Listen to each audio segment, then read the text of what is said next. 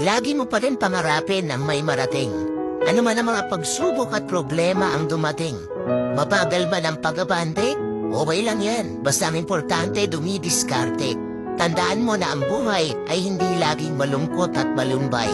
Kaya patuloy ka lang lumaban at maging matibay. Dahil darating din ang araw, lahat ng plano mo sa buhay ay magtatagumpay.